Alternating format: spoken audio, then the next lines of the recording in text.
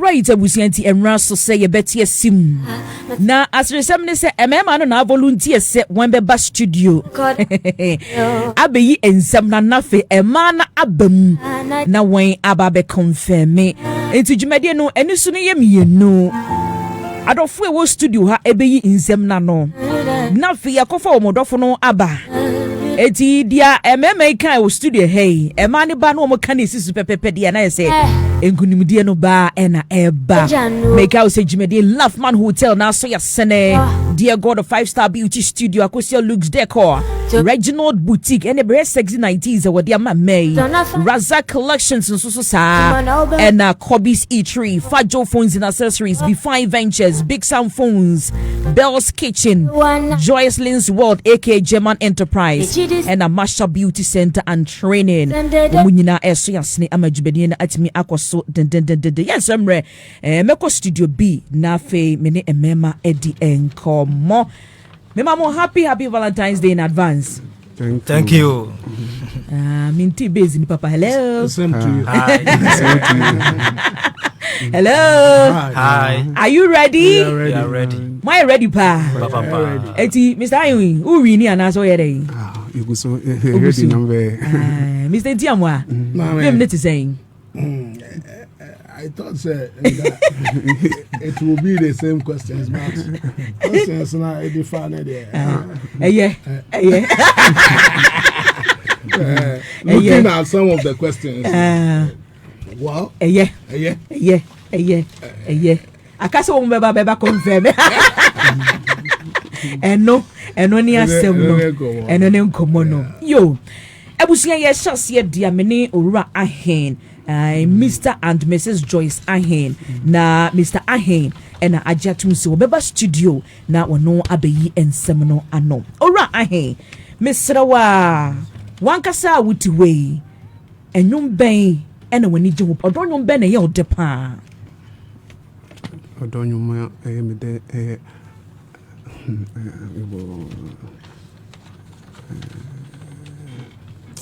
lumbanyum we Bajo meet you. Bajo no wakasa dia mama kaka. Aha. Tu kaka na mehwe. Me se me hu title na.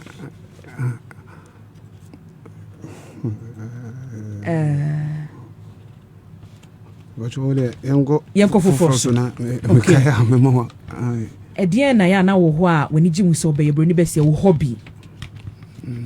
Me mom dey want to say me pedwuma pa ntimi adwuma bia ni ho a se be wo de mama a metu ga say bia menje. Okay, it will hobby is to work. O hobby ni se obey adwuma. Bia me say want to say adwuma me no ba se lanso me sa di kwadwuma nso ka ho se bia no me mani ha wo enti me ka say mu ba ko a de pan wani gi ho like wo ho a beso ye na breso abreso.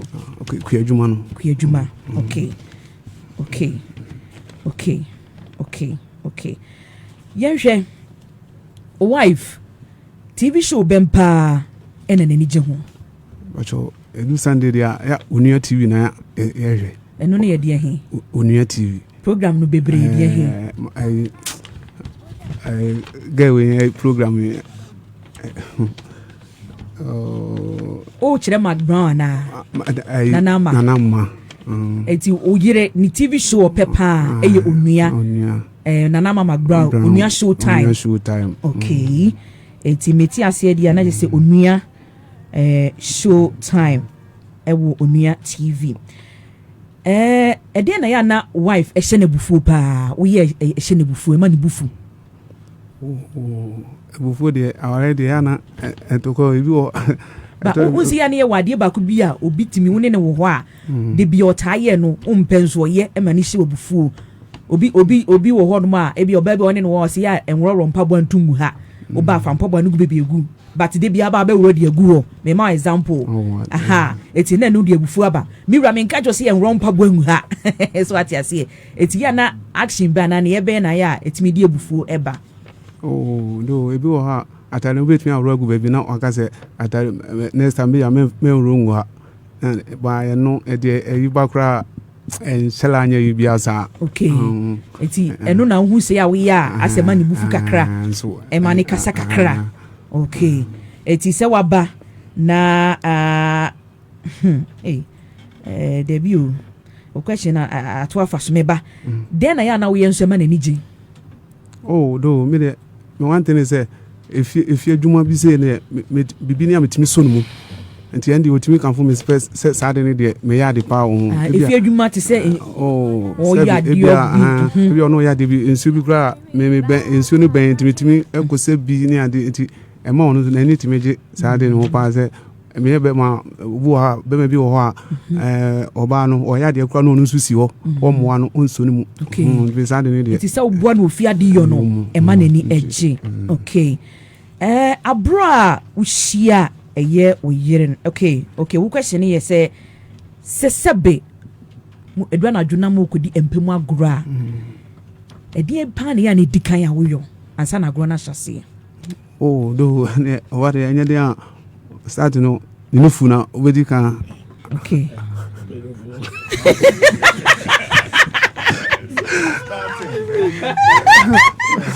it's touching of breast sir okay as odi kan guru no phone ho kakra ansa e ho na de agro no start tenu na di kan pa uko no phone ho first me da say abusuafo agusu 88 dwumadie no sen e na wosinim odofo efa remember na boero mu ache se wo mu yi ensem na no kama pa eti me sa ba enwum na odo nwum a wo pepa no so biem na fe me nko eye Mr. Ntiamo aso enwum stella me review o si lumba lumba nwum na odo wetimi atoka kra bia mama hwe ana wo dey say wo beat bi na me fan hwa de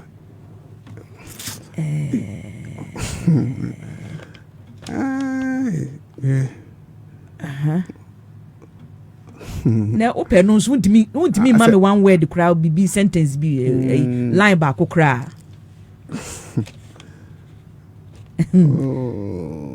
eti wo de minyantum awre jatum na se mate meda sepa edziabusia for Mr. Hina wayi ni de anono say na wosinim odofo how well do you know your partner kontiamo a na me waji ni cool high wakodi e adom asa vem no oh yeah bibi adam I love it oh you don't fe so okra no eri asem kra na me kra mami we ha metumi attack no oh o me kuma ai okay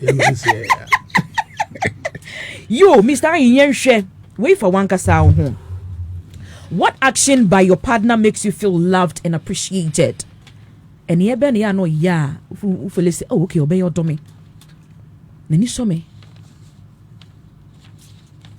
a lot but adie ba ko ya me hu say am I feeling loved and appreciated me wo ha otimi eto adie na wapam e de abre me enti na me hu say oba no odo be pa okay otimi to fabric bi ntade no wapam e de ama oye sa de na ya na so wani pa yes wow that's nice cause almost say a man enter enchade ono de o chade oh yeah pa just last week grow yebi okay to yes e mo ni je yes nice one I do appreciate it okay umro ye den a oba ni nim se mi kun de ade we ma ne ye mre ana ni weakness ni ye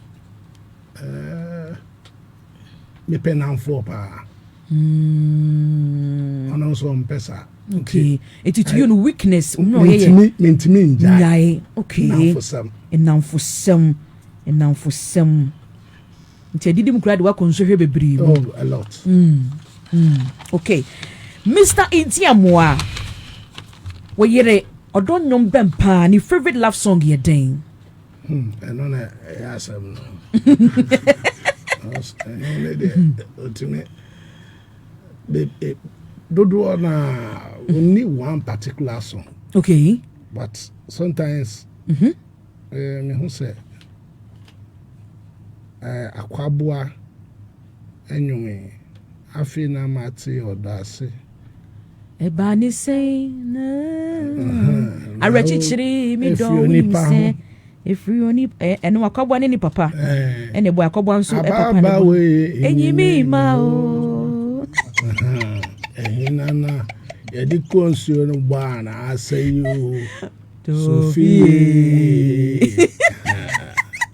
okay ebi kan ho bat maybe eno na me hu say ota ebo a echino okay yeah okay now any favorite Bible quotation you den me only Bible quotation I favorite man on depending on the quotation Bible verse na ebi a yeah kind Bible and then only particular one be or tag only particular one but depending on the situation woman and the quotation eba no na attach no kwa dia be say nani age ho okay it you do not have a particular one no.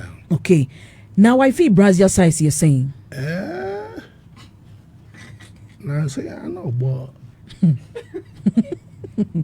32 about 32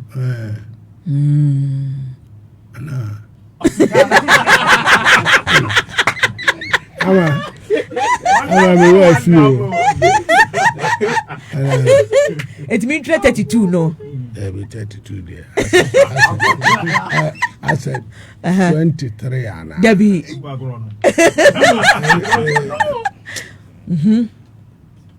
And also cry Boasembe.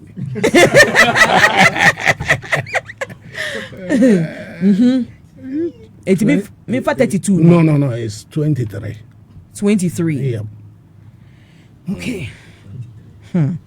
Master Ross in Pama de opportunity o si Debbie. Une me yire no. Ono mo ya measurement mu adwumenti na ni boss say growth mu say size say 32. What's it? Hey, how there? 20 years akola. Okay. So first no no. It mean fa size ahe. 32. Okay. Mate. Rocks me for 32. Me da si bebre. Ebusia for Mr. Ntiamanso ena eyi ni nsem ano e wo sen ena usinim odofo esifa. Ai en wo ka sha ai 23 wonu ase me fa 31 hwati agrona ye de ye pa. Mame nko eye Mr. Apia. Kwapia bokode e. Boko mini aba. Say the wa ju ready hwan ye feyie. Me da se. Vim no so no soro. Oh serious. Se wodi a chede ne se de wo do so mu pese wode ko. Papa. Na vos de do ya tade wifi pie. Oh me tade ni pie. Okay. Me tade ni pie. Tade ni pie. Okay. Kwapia. Mini aba. E de na hye wabufuo. Ade hye mabufuo. Abufuo de enka particular one be ya o tie ya to say it gets on your nerves, you know. Ene de sa wo benoa emu aduane. Hye mabufuo. Oh.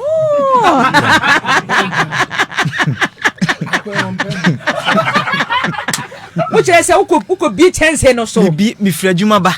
Na mi bi chance ne so. Yes. Na say ye mo a me bu befu sisi ye. Wow. Yeah. Just wo dwamu aduane. Rice water mutuo. Ayi anwamu. Jollof fried rice. Nice one. Now we see size you say. We wusu de unu esisi fia ni bi. Ai, we see size ni say. Bi see size. Bachelor 30. Okay. Me da si bebre. Yen hye se wifi woni ne ko a. Eya style ben e na ofa so e de ni ubom. Won say ti be fan se mi say se mi kunu ko a. Style me fa bom ni se enwura ye kwakoda no. Me bom me night be see through be fefe bi de agye no. Okay. Na se won ye de asovu bibia. Se mo konto kwa ya no style ben ofa so e ma akoma adwojo. Se ye kuntoko a se ne wo ka 19 no ono de nye 97 ono tie amen amen asa me ya sorry amen many a brigidi yehwe se me bufu a eno ane se maka jenso onye serious me de say mo dear na ya mo ya fe mutimi di kabom resolution style. I am coming. Okay, come for me. It me ganso onye serious pe no hu se me buafu no makoda. Minya akoda konyamu a betimi ada kunya be 3 hours atakwa mako bed so nti me na akoda kunya ma na obeka dem so oye sorry na ebia okoba bi no amanya de wa mantem nti na ebia ono a emu aduane ama me buafunu me bufu ano no me ni ebufu because ye jadom kasa nti no eti se ebufu ba no aba onje abutimu no obeka cho se mira me ye sorry bibi se nti na ma me eti ono no the conflict resolution star na say emu adwojo no na fi obe paucho me da si bebre na mo mienu ho na ni bufu ntem eyamia okay okay why so na ye jealous pa twununkum jealous de adena ni we gina ho kasa adena jealous okay bema bia wa anya jealous kwa na ndoyire okay it bema bia jealous it me jealous pa okay it mumienu no wo na twununkum yeah okay mate me da si bebre abusia wobi de wasis wo ba na ya no emu amana ene de abufuo ba pa yegusu sen ena usini modofo efa abusia yegusu a sen na usini modofo dwumade no ye debro live on community 103.3 mema na adwuma kunya che se ene ya tie simu den Master Rosen de ya na the confidence level no e was ranka se ko raxin boko de oh nyame adom ozey nyame adom bibia boko nyame adom meeting why so bad it so menjejo batamuchuku menjejo my ready yo Master Rosen what do you do when you get angry ubufua ya na ye de me kapunu hwim ale obete ban na se mbuafu ti me feel do nyina aye ha enche na feel right too we program wo tie dia mewu yo Master Ross ubufua ya ye de niam bebre betimi ama me ba ku me no be common with your wife you know ba ko ene se oba ope enyonkosem etama mbufu pa wankasa ubufua me ankasa wo ye den me bufu a me react reaction ye den me kasa okay kasa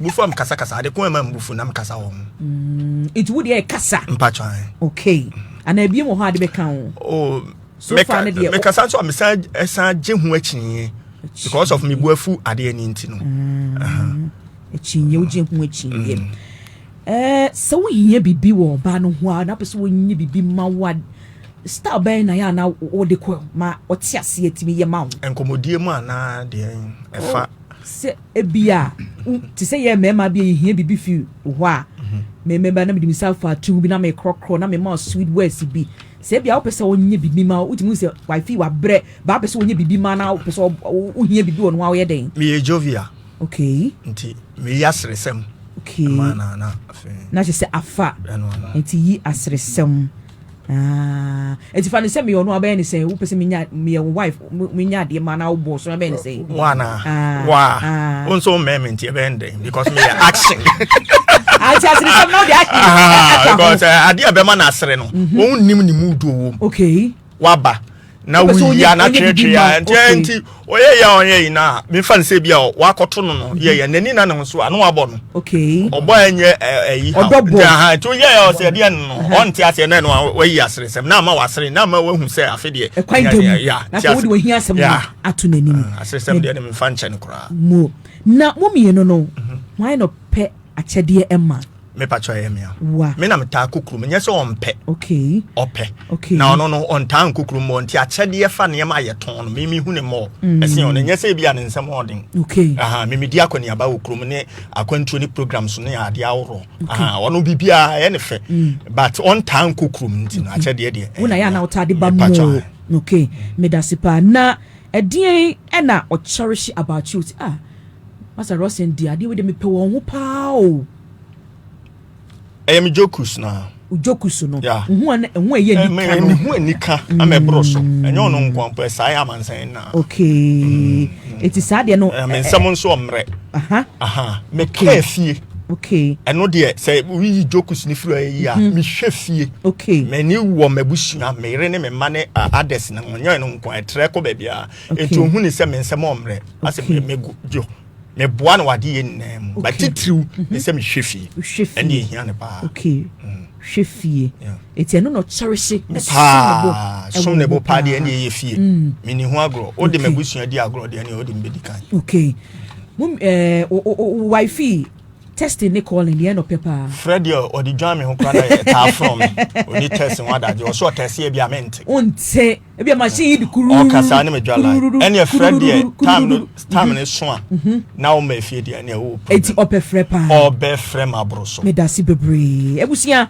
Mr. Roxy Eximi ena yete ne nka no ono nso ayi ne dia ano kama enje bia ye be kwa kofa ema no edwon aba na wo nso aba be yi ensem na no we prevalent time program aye di proper kwam se de be ya dofui ye be kire won odo no mo nso be kire wo madofo no odo eye ochina ede achede ne de eye bebre Laughman Hotel mo mo bebi adwodwom ho ama won breakfast in bed dear God of 5-star beauty studios emema ni nyina be ba be yi omuti free Kosha looks deco ebo deco no edemaya Reginald Boutique ama me sexy 97 fema ema no Razak collections any boxer short on akono ankasa boxer short akono efe t-shirt ni ade de na sibe break Kobe's eatery nso ema ye aduane fa Joe phones and accessories at the airport pa semen fama eye adofue we find ventures my wine big sound phones so aso ya sene kama Bell's Kitchen Joyce Lynn's World K German Enterprise Masha Beauty Center and Training munyina ebwa ama jumedian akosu.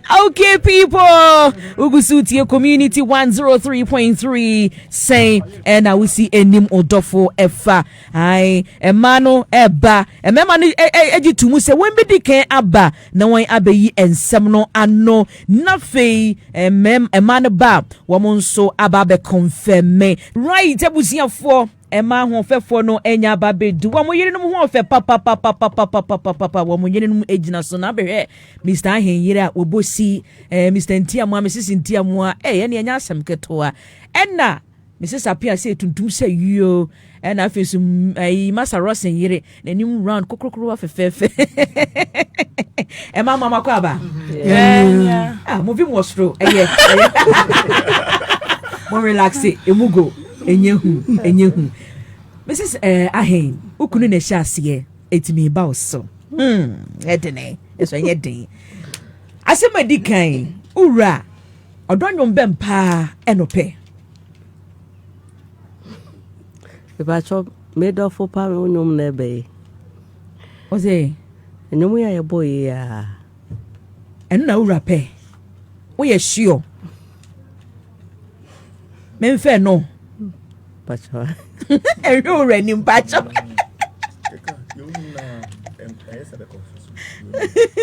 enu a okay ura ade na ya na ni je ho se obeye pa like ni hobby bro ni be say hobby de na ni je ho pa se ya no oye Pacho ado okay ado hu ena otisima obebe fie na nwumire mo yanhwe u TV show bempa ana TV show bem program aye o TV show no de na wani je ho pa talented case on program Ebacho me anamiku there be wa talented case na Pacho hey tadi you be kuni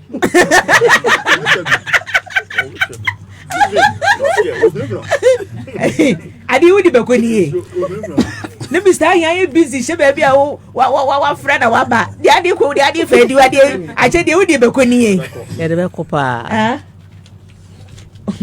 ayeka okay what's the enwa talented case Edia na ya na ohie wo fia Mr. Ahen ya emu ani je oyema wa emu ani je Pacho boa me ma ti se bia ma ye busy am senior ma me ho akere me otimi boa me na last one we twa o Joe oh Master Ross una market script no Master Ross una market script no Mr. Wo we dia minim se bukuku mu asem na nso mabisa no mokoda mu na mbedi mpemu agora de mpa ne ya ne odikan ye won ho Pacho bedi ka preo ena ni mbiem say no de omo aya we say oba ho etu oba ho bedu ho wi a obedi ni pedua ho wi a ya wo ye den efa no di kanko Pacho onofo my penufo papa ye e hono di prapra kwan mu me da se pa oba kakrakra oyi nsem na no awie obetie dia utwae why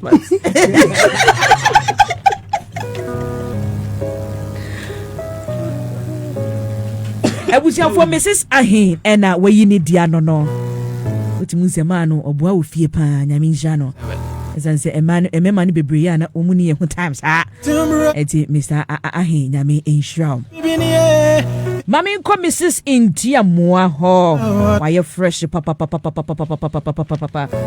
ai why fresh pa me hwehwe na brofudi pacho brofudi ni ye den Veronica Appianti antivero relax what nyehu emu ba ku no toto papa so abusia say na osini mo tofofa eno an egusu ayede Ebrewi first edition na mamisa antivero Mrs. Ntiamoa mi bisa ni say edie na ya na uye manwa e ma ofilese wo dono osombo mawo no yima no ne hone ye me de sense ya de bia man bebre ya no mu nim ye den action ya na we ya okas wife we see ya na me wukra o me feel say o appreciate me ya we den me da se me pa cho me kokrom na me hu ade a ebe fatana me tobre no te say den oh atade mi topam brain mpaboa ne ho na bibia uzi boxer singlet na me uzi hey ade that's mo mini o ni mo do dintia nimro ye den ni weakness say our man there be onu akasa as a person nimro ye den oh me only so ni scan as a style there be enunko ni mro ye ni weakness bibia ase oye emoa no nchiremu sabi nte wona se papa ye kaso obi weakness a ayen say ebi obi weakness ye say sika to ni nsem a na hye onfa nya de pepe bi obi weakness ni say bia obi kwa weakness ye sabi ensare eti ura ni mro ye ajeje no kwa dia nnako o how mu mri bi ni ade a wokra wudwa say da kan idie wachire mu ha me da se eye den na for sem na for sem egrofo mu ya fade yo kumiku na for sem basa rose wo ho wonu achire mu yi o me ba oso odonyum bempa na oti kiki ukuma odonyum de bebreo sisi kike bi na mehwe particular one bi o mu a wose woti a wote wono hwe odin otimu se awurawo me to kwa na me tro sa se me dura me ref mane mra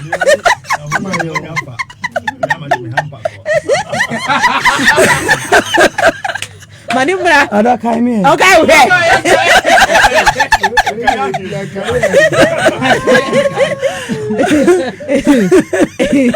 aha Kevin Awafa hotel na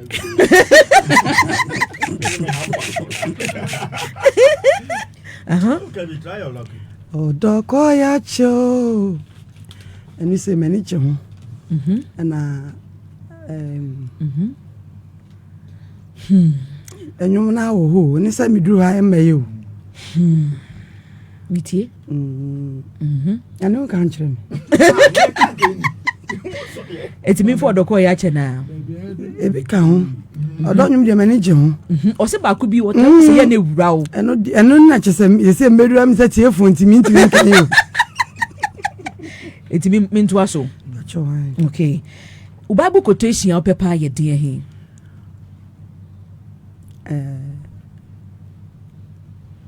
John 3:16.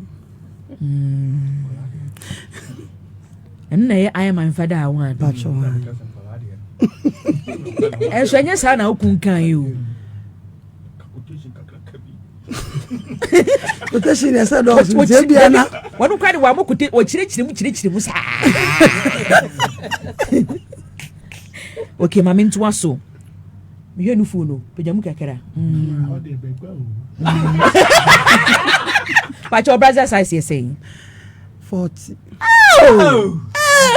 I don't say anything. What's what was I 60? I know they're not net to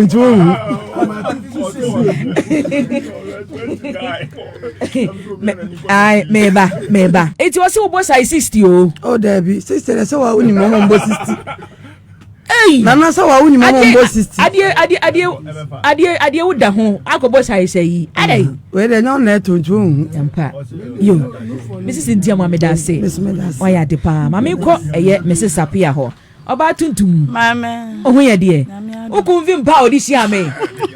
Was it to say? Was they the person could do call off man pa na breakfast in oh, I won't wait beyond what you call Aniko Jam Nananum.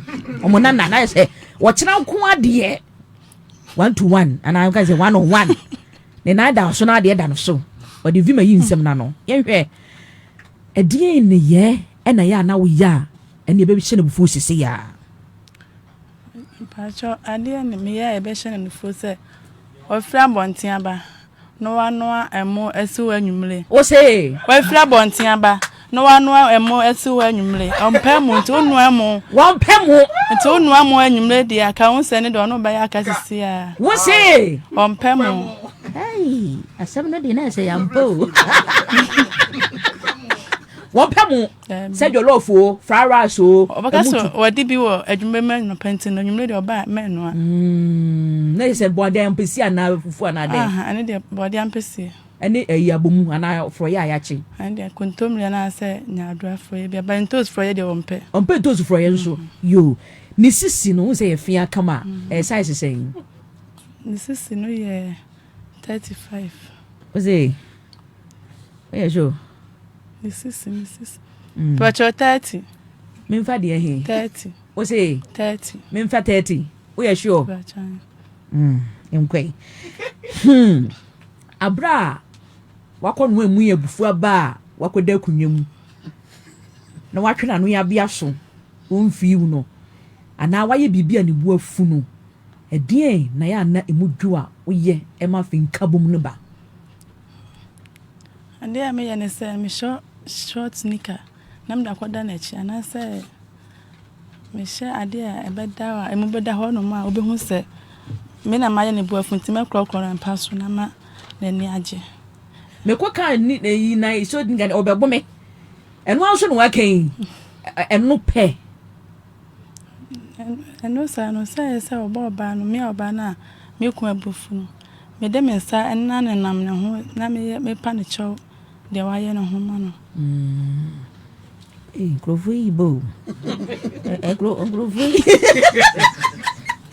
Azam no. Azam na so omo eh. Baba. Sesi ani ayelem neti. Nya omho. Edi wunti bi kra. Okay, Master Ross so yere mind you there. Na mumienu ho na ne bufu ntem. Pa cho no a. Eh. Asem ben kra ni. Entu ko anya yere no. Na ho so na twu nkumpa. Ba cho no a. Eh. Asem na ekese. Muntu aso. Ipepe na adi ko ye no. Master Ross ndi ewo mu o. Aha, ti fa weko. Katie, I'm here rehearsal with them. Pacho there be. Me name na size, me na ti dey be 24/7. This is if you want to aje. Pacho. Dear Femi, call last contestants war. Na meneno so Eddie Enkumo. Where you Mrs. Roxanne? Master Roxanne, Mr. Roxanne, Exime, Mrs. Margaret, Exime. Na mene Mrs. Roxanne so Eddie Enkumo. Na fei, coalition officer Becky Kabum. Ahaya, yedi we achedi Eddie Momo. Na ochina, wamako akwachele kama pa. Mami akwaba.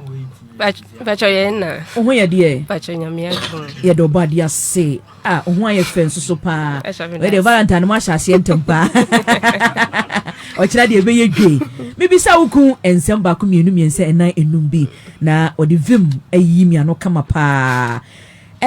Me bi sa ne se ne bufu a eden na ya oye. Me ma example la me mi se bufu a me fa se me kapo no hwim. Na me kwan so sa na me didi wachi. Na o kire ni demu e kire mi bufu ya na o ye den. Bacho ni bufu o kasa. So me o mi ni o. Hey, no aye den. Ni bufu o kasa na ebi won man free baby o. Fi area ho. On be ha o. Ko kan de ya nkire o. Hey, yo. Na opese wo ye bibi mana.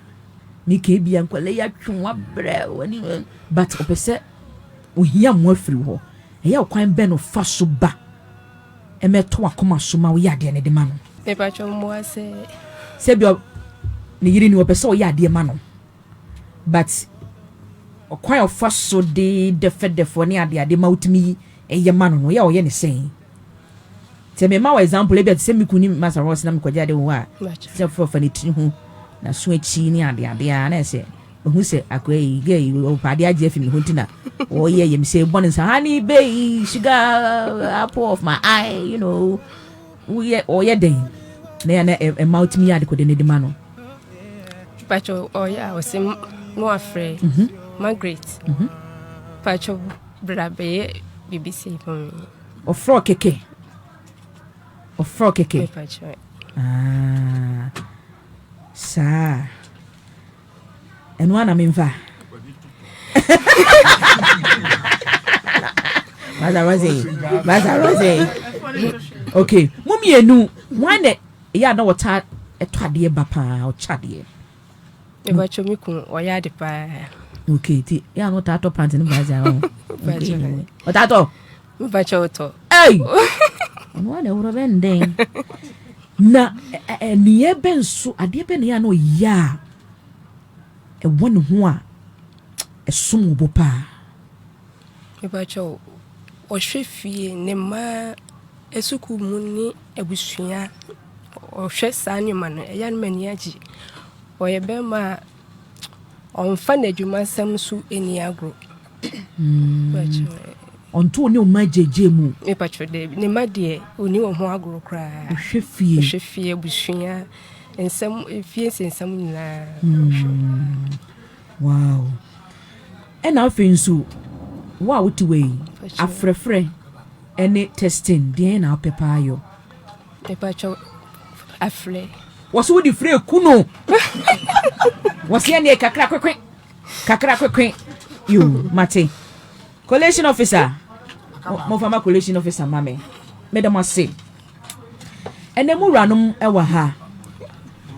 Me pese amansa su etiemu ye di donso Mrs. Ahen ko ochina ye kodi don ene ye odobu sumi mu hwe ni mu na ka bibi chenu mame Mira Ahen mo record mame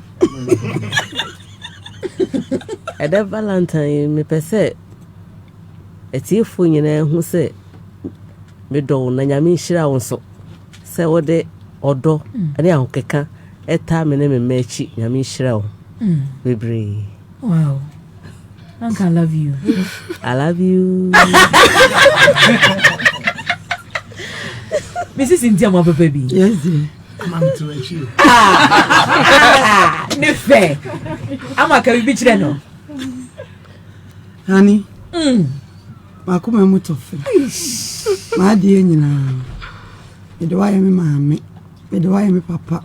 Me do aye me bibia. O kire nyame ya adoma. E wo musa o maame afi mu de. Nso mema wani age. Ka wakoma to yem. Me do bebre.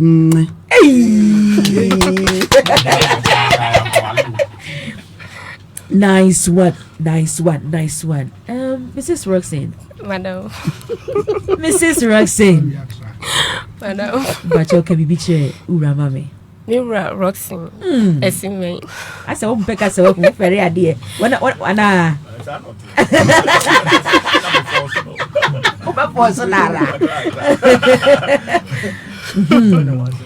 you. Nyankopɔn wo nhyira wo. Sɛ wodɔ me na wohwɛ me ne me mma abusua. Nyankopɔn nhyira wo sɛ wongye gya yɛn koraa. Na me nhyira wo na wonye wakoma so abisadeɛ mma wo. Ɔnto nkwanam. Me dɔ dodo. Ya me nhyira wo paa. I didn't fair. Yo. Okay, yabema Mrs. Apianso aba na wabeka bibi dede de achire eye niwura. Mrs. Apia beji akunya na emame na megusu eka wo se utie community 103.3 say ena wusini mu dofo fadwumedie na ena yegusu a ye de ebro no na se beka cho se ebeye simple ebeye tiawa ebeye de obi a oba ye bia ye wachede fefefe emu wine emu chocolate kama yes omo mfa nkodi do omo emfa nkodi do emfa emaye na homework no okay me guess ne ko okay enti yento aso producer ka say hey and the results are bay and it's me declare hey mami hwem okay meba hey adene ya bo ho okay enti yen declare yo Mrs. Apia pacho ke bicho odofo pacho enna nwumre me tia me kun pacho e dey o de frame o say adwa me sukwadwo ese munya Monday bones pacho eti bom o say me ko program no enti no diska ko totally a ope na me nsura no me ma program ka krei no ma wan efesa no wo hu sansi ochina wo hu sema me this a program am ka to program dem wan efesa si anya me nsura no ene adwempa odwuma me ne me ma ho okay then as enyumbe so ma ne ni agye ene do ayi ma me nti wo so be ma ne ni agye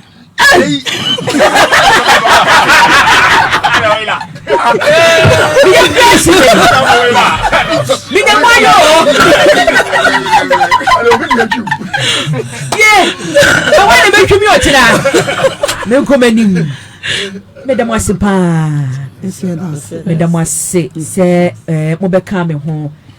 Munina, we busy pa, Nens me who don't tea. Community of them who don't tea. Maba, Miss Minyamo, Emma Munko sa a quack. Say, me won't fit to producer, and I'm won't fit sorrow. I said, the man used to share idea craft for many shoes. I am from my way. I am from my Kachani say onsa hye no nya the first second na yin mame right abusia fogusu tie community 103.3 say na wisinim odofo fa dwumedie na na yegusua ye de ebro no ye bebo ni teteto ne ye yadofo akyede e di amawen na womuso etimi e di akwakodi edo enti wa wamfre no amabine die na kyese eniema bebre na afa eye okon ho mepa mu cho my ready pacha mo say I am ready okay Nia otoso enang with 2 points out of 5 questions. Mr. and Mrs. Intiamwa.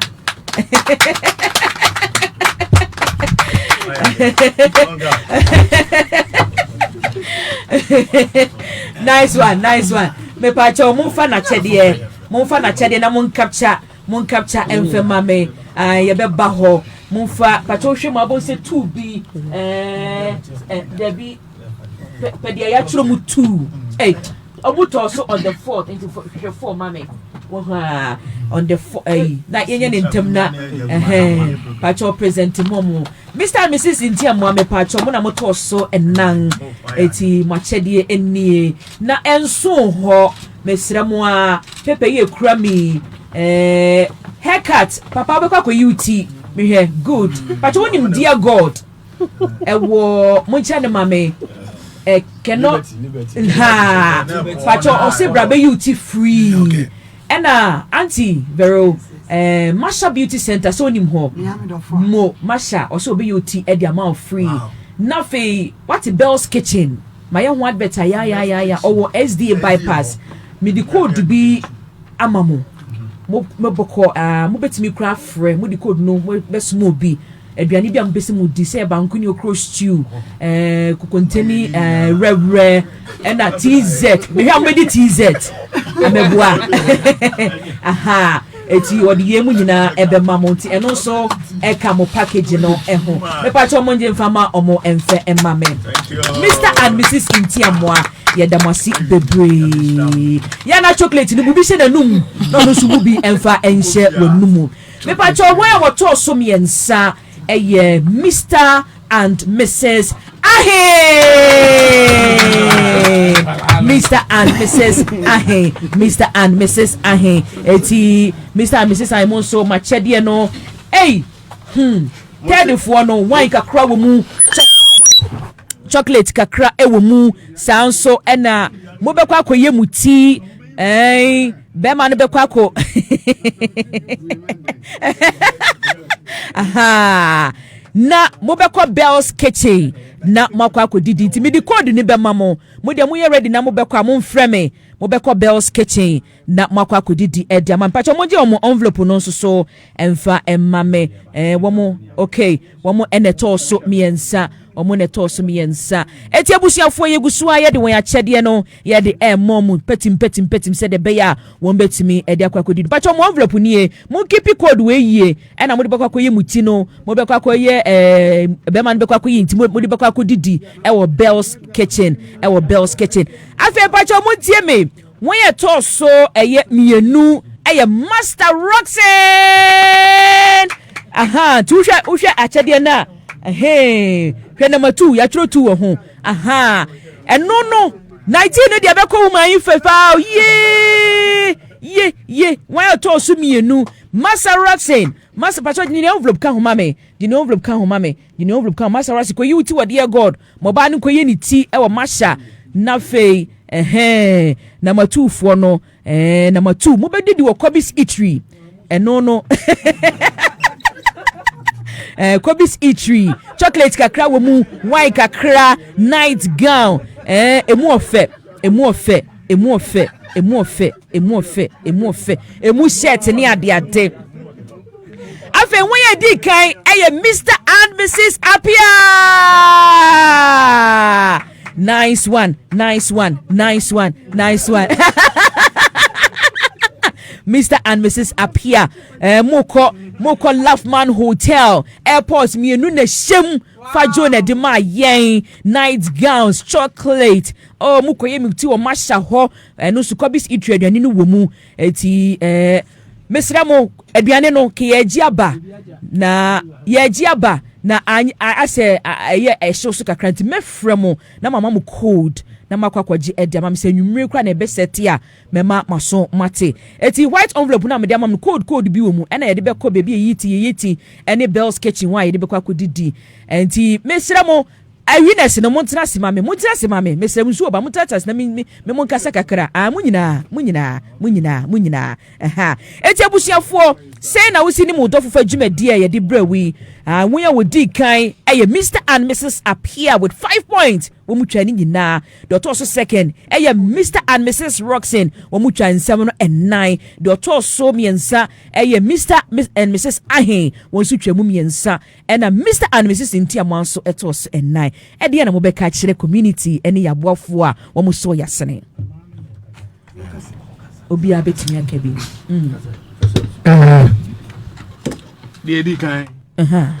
on behalf of the couples, we say a very big thank you. Okay. Mama Yeniaso, Jumedia, Modine. Okay. And is a radio station to say a better suffer, must say, Mumbra Medijuma to say. Okay. We appreciate it a lot. Especially you the host, okay. Producers. Okay. And for omo edi akyɛdeɛ no nso man nso no ɛka sɛ nyame nhyira wo okay sɛ omo nso adwen yɛ ho na omo de akyɛdeɛ te sɛ ama yɛ okay yɛn nso couples no nso yɛbɔ mpa yɛ sɛ nyankopɔn ka yɛ ho okay ne yɛdɔ no entrance forever okay sɛ yɛyɛ nipa yɛbɛtumi afom deɛ but yɛfom yɛ ho a yɛmfa nkyɛ yɛ ho na yɛkɔ yɛ anim no yɛnim sɛ nipa bebree ɛwɔ hɔ ma yɛne yɛbusua ɛne yɛtiefo ne adɔfo ɛda mo ase yes yɛda se bebree yɛda mo ase papa ɛti me sɛ mo a aduane Bells Kitchen deɛ wɔ mu no mo yɛ agye nso mɛsen na nkokrom kɔtɔ ade ne yɛmbra ɛti okay no doubt ɛti nyame adom a ɔkyena mo kɔ Laughman Hotel oh wow na deɛ kyɛn ma mo breakfast in bed deɛ na bɛka kyɛ Laughman oh Laughman Hotel nyame onhyira mu nyinaa na hotel papa aba akyemɔdan empɛso ayi suideɛ yɛ adorafoɔ sɛbi etimi gye nkrɔfoɔ etumi ebesi ɛso mepɛ baabi papa yɛ dɛ akɔtena ana mpɛ baabi akɔdwodwo me ho ana sɛ asɔfoɔ yɛ programs kra na yɛbɛtumi elidi wɔm etu Laughman Hotel na ɔmo etumi akɔdwodwo sɛ ne bɛ ɔmo betumi anya good sleep abɛyɛ adwuma no so ate ase nti yɛ deɛ baabi a ɔwɔ dɛ ɔhɔ nti mɛda ɔmo ase ɛne manager ne staff ni nyinaa nyame nhyira mu nyinaa mɛda ɔmo ase pa yes yɛda se bebree mɛda ɔmo ase eti no Mr. and Mrs. Ahin, Mr. and Mrs. Ndiamwa, Mr. and Mrs. Apia, Mr. and Mrs. Roxanne. Mesdames, voici bebree. Mesdames, odrono se de nemo hu aye fefefe me bompa ye se na me bekosoa esramo no do na ye kama ento kwa be ba before be ba na so ni nyina mu no ewie ne ne asew se wie no ebe ye papa na mo benyia bonkokra ene emerewa ai because enyi ba ya na ye hia ya dofo pa wo ye nchen sa tam no kwala ni nyina kɔ uhia ura onu nso ehia oba no ya no bonu be fe ne se empty nest stage ɛhɔ no ɛsɛ mu mienu na aka mo etinyame enhyira mo do no so enhyira so mo amoje 19 no mo nyusu mame me paso ejewa yes Mr. Apia on ko jina yi nyina ya ne ko jama ne mo te me sre no mo ko toto